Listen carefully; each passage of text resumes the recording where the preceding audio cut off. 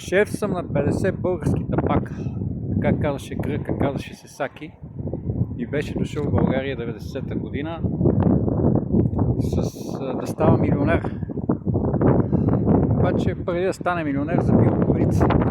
Една щерка на един църка на БКП и беше заживял до релеци. И тук се опитваше да направи пари. И внасяше гръцки сладки и маслини, сирене, каквото се сетиш, намери го в една обява вестник.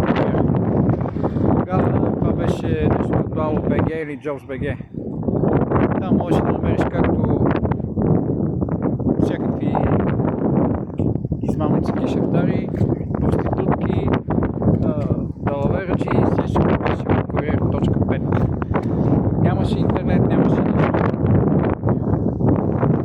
3 години изкарахме при Саки, дойдоха големите ни бордове, всичко потъна и в момента точно на склада, където работех, има ело. Защо го изкарвам? Защото на мястото, от което идвам преди малко, едно училище, туалетната ме среща турски кенеф. Преди това в НАП също турски кенеф.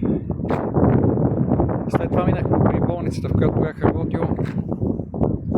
Една плочка не беше мръдната. Оттам се качвах санитарната количка. Работех като санитар.